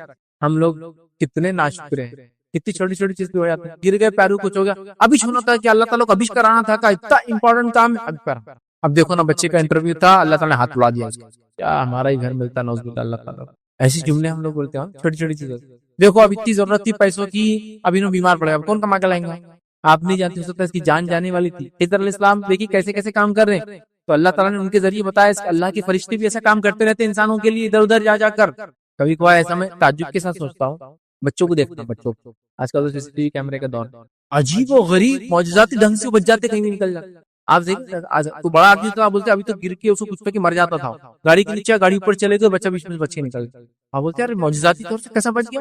آپ دیکھ ابھی تو سی سی ٹی وی کیمرے کا دور ہے، آپ دیکھیے کار چلے گئی بچہ نیچے تھا اور پھر کھڑا ہو گیا، معجزاتی طور سے بچ جاتے۔ دیکھیے فرشتوں کے اللہ کے اپوائنٹڈ۔ حضرت علی رضی اللہ عنہ کو جب کہا گیا کہ آپ خلیفہ ہے، آپ کے لیے سیکورٹی کی ضرورت ہے، تو کہا میری ضرورت نہیں، جب تک فرشتوں کی حفاظت اللہ نے مجھے رکھنا ہے اللہ رکھیں گے، اور وہ میری حفاظت کرتے رہیں گے اور مجھے کوئی کچھ نہیں کر سکتا، اور جب اللہ تعالیٰ ان کو ہٹانا چاہیں گے ہٹا لیں گے، پھر تم سب مل کر میری حفاظت نہیں کر پاؤں گے۔ اللہ کا اپنا ایک پلان ہے باہر سے، تو اس گریٹر پلان کو یاد رکھیے کہ اگر میرا پیر ٹوٹا تو کچھ نہ کچھ فائدہ ہے، اگر میرا مال گیا تو کچھ نہ کچھ فائدہ، اگر میری صحت گئی تو کچھ نہ کچھ اس کا پلان ہے اللہ کا فائدہ ہے، اگر میری بچوں کی شادی نہیں ہوئی تو کچھ نہ کچھ فائدہ، اگر میری صحت آج نہیں تو کل کچھ نہ کچھ اس کا فائدہ اس دنیا اور آخرت میں ہے، شارٹ جس کو بولتے بالکل ہے ہی۔ تو وہ حکمت جب انسان یاد رکھتا ہے نا، کشتی والے نے اگر جزا فضا کیا ہوں گا 5-10 منٹ بعد یا وہ دوسرا جب وہ بادشاہ کے پاس گیا ہوں تو کتنا خوش ہوگا، بہت اچھا ہوگا بھائی، یہ کشتی خراب نکلی، نہیں تو گئی تھی کشتی، چلو تختہ بنا لیں گے بعد میں اپن، سمجھ رہے بات؟ جیسا مثال کے طور پر کوئی ڈاکو آ گئے ایک دم ہائی وے کے اوپر سب گاڑیوں کو روک لیے اور بولے سب کو ختم کر دو، جلدی جلدی کس کی اچھی گاڑی، اور آپ کی گاڑی ایک دم کھٹارا گندے حال میں دھلی بھی نہیں، جس کی وجہ سے آپ ڈرائیور کو بمکائے گالیاں دے کے آئیں گے، تیرے وجہ سے اتنی گندی گاڑی لے جا رہا بیٹا، میرے خاندان میں کوئی اتنی گندی گاڑی کبھی بیٹھا نہیں، یہ نہیں تو نہیں سب ایسا ہے، اور وہ ڈاکو کیا کرے سب زیادہ چمک رہی اور اس کی گاڑی کو خالی کر کے، اور آپ کی یار گندی اس کو چھوڑ دو، اور اللہ کا شکر کا بیٹا تو نے اچھا کرا گاڑی کو دھویا نہیں، تلے کھا لڈو کھا میرے طرف سے، نہ ڈاکو نے ہماری طرف دیکھا نہ ہمارے طرف کچھ وہ ہے نہیں، جب شکر ادا کریں تو اللہ کا گریٹر پلان رہتا ہر جگہ، سمجھو۔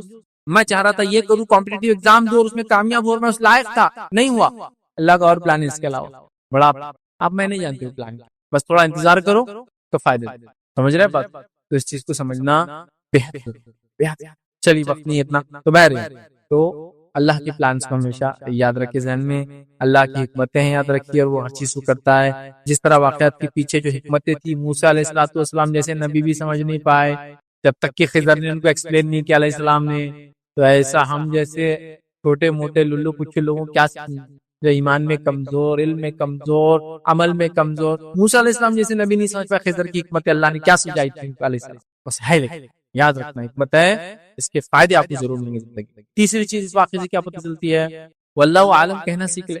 موسیٰ علیہ السلام کی اللہ نے کیوں پکڑ کی؟ موسیٰ علیہ السلام نے واللہ عالم کہنا چاہیے تھا، اور یہ کہنا چاہیے تھا کہ اللہ کو علم ہے۔